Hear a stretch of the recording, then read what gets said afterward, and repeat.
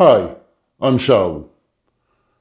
A viewer of this channel asked a very good question following the last video. Where should the industry go now if ED elements are evil?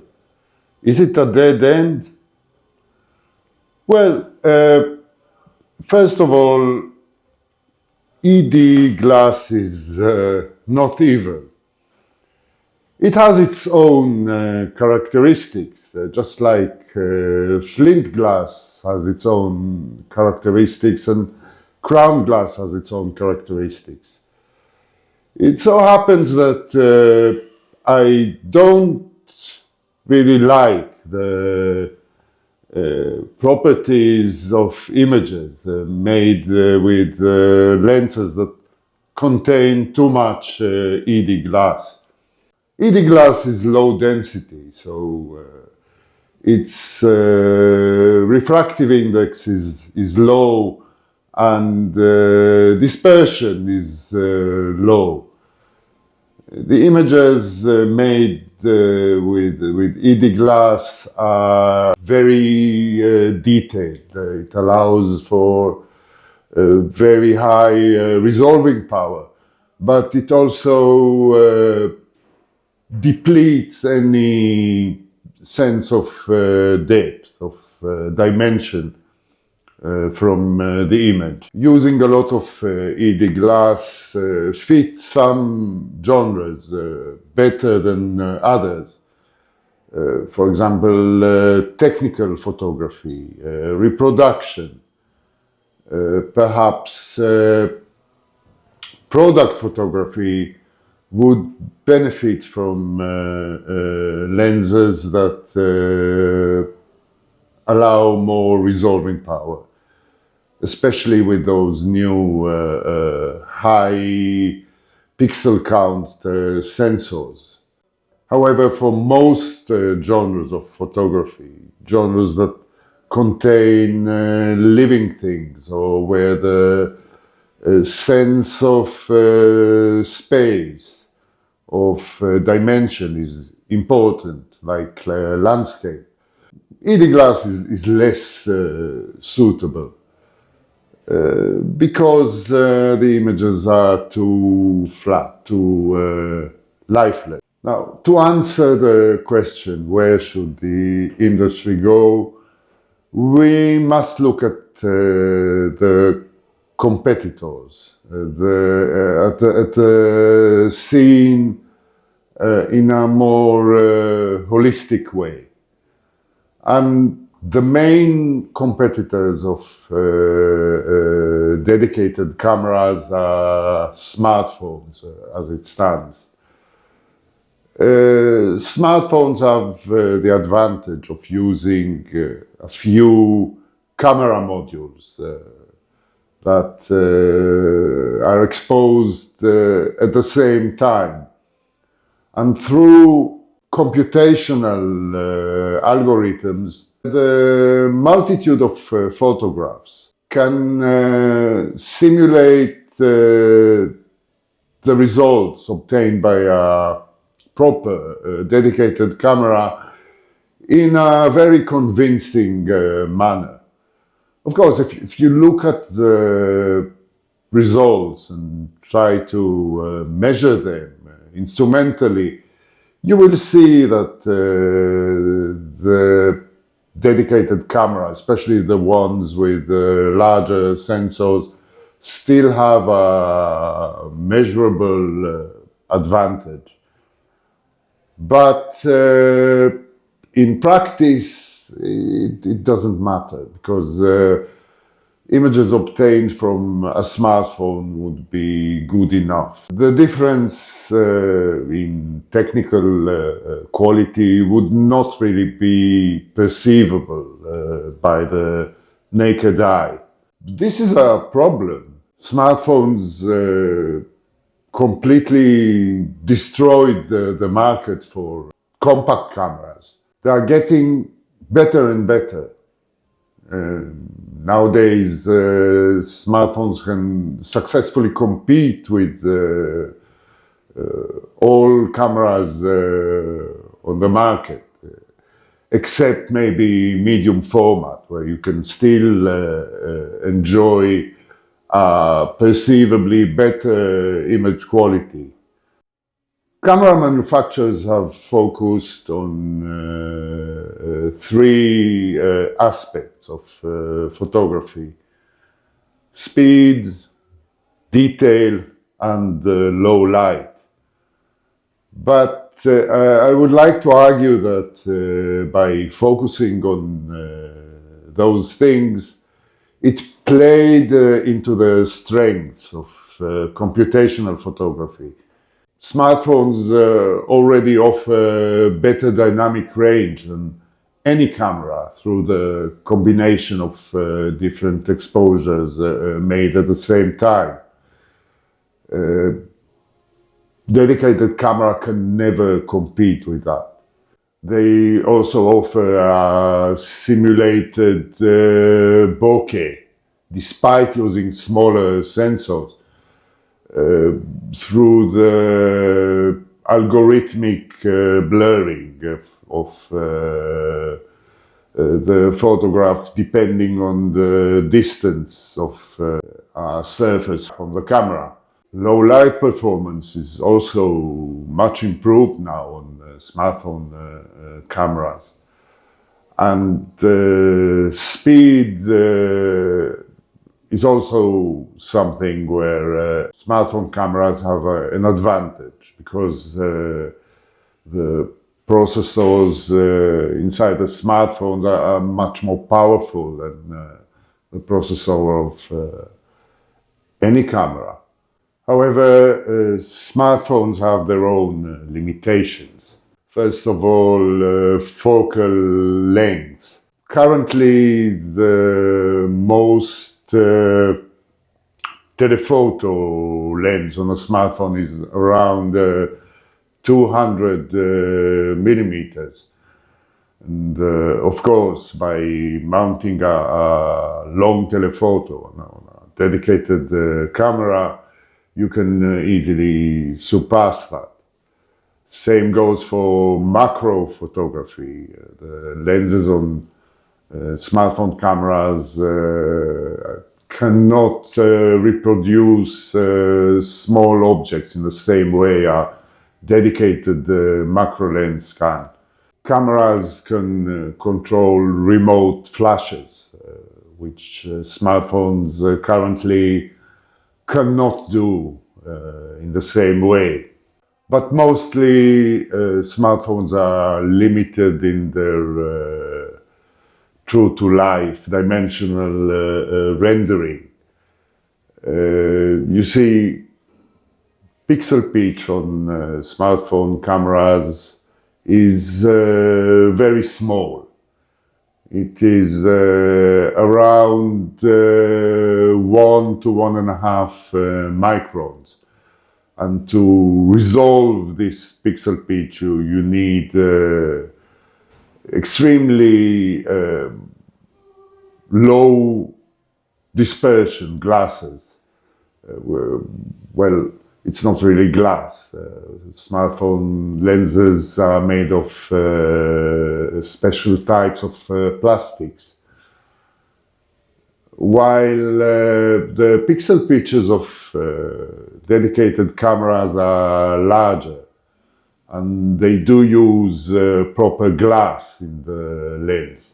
However, the limiting resolving power of regular glass types is around 6 microns on the sensor, of course.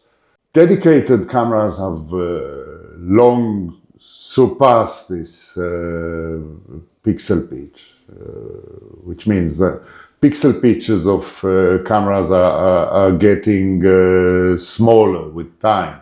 And to resolve the full potential of a sensor with a pixel pitch of 4 microns or even 3 microns, you need a lot of ED glass, which makes the images flatter. and really indistinguishable from images taken with a smartphone. So the approach of the camera industry of using brute force to win over smartphones is to no avail. Instead, in my opinion, the camera industry should focus on niches where smartphones have inherent weaknesses. There are three user needs camera manufacturers have to address. The first one is performance. And as we have seen before, the difference in performance between the spearheading most professional cameras and smartphones are perhaps there, but they're imperceivable, really. The second one is user experience or functionality. And this is where the dedicated camera has a true advantage over a smartphone. Human-machine interface offered by a dedicated camera is a lot more suitable for photography than using a smartphone.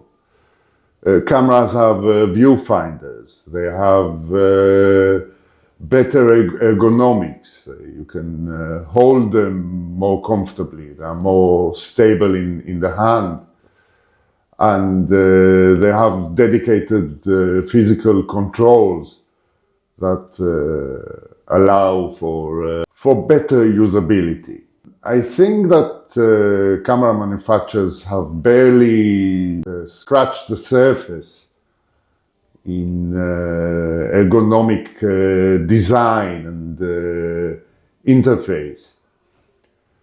There are so many possibilities.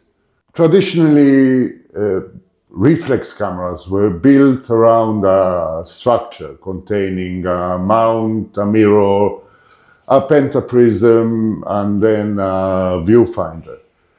And that structure or mechanism is quite a massive one.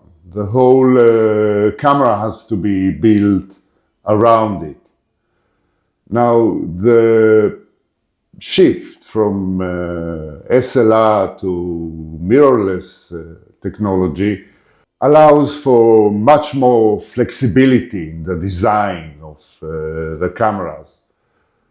But so far, camera manufacturers have not really taken advantage of it, except maybe the Hasselblad 907X. With its detachable grip, it really makes a difference in usability, and at least it's showing the potential of more experimental, more radical design. So far, most camera manufacturers have only taken advantage of the fact that mirrorless camera can be smaller. But sometimes they overdo it. They make the cameras too small, uncomfortable to hold and use. In some cases, they have gone too far.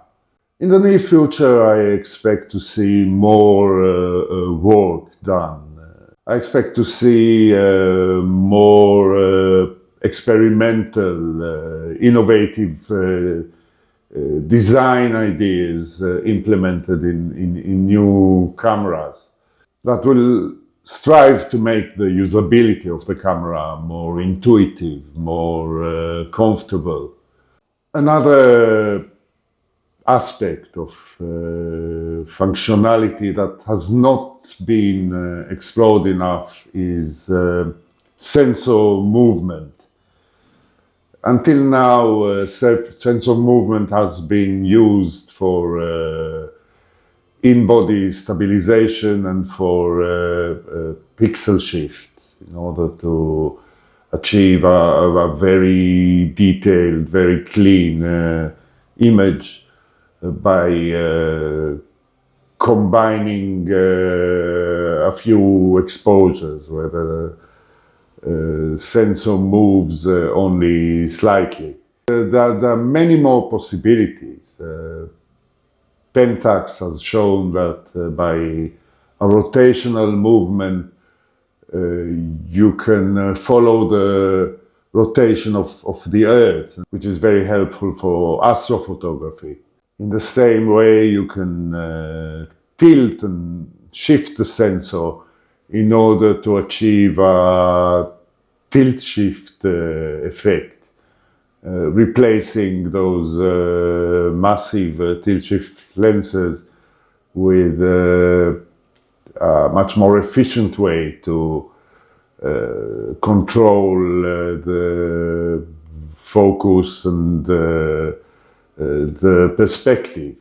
Sensor movement on the Z-axis, forwards and backwards, could achieve autofocus on manual lenses. These are only a few ideas, but by sensor movements you can really expand the functionality of cameras. The third need that has to be addressed by camera manufacturers is, for lack of a better word, social declaration. Cameras are not only carried to be used, they are carried to be shown off as fashion accessories. A vast portion of the camera market actually sees it as an important thing. Otherwise, you cannot explain the success of cameras like the Fujifilm X100 series. Leica has always addressed this need of the user very successfully by preserving the basic structure of the camera for a century and implementing those brass plates that fade over time and give the cameras a patina. Olympus has made classic-looking cameras. Nikon has also dipped its toe in those waters with cameras such as the one filming me now, the ZF.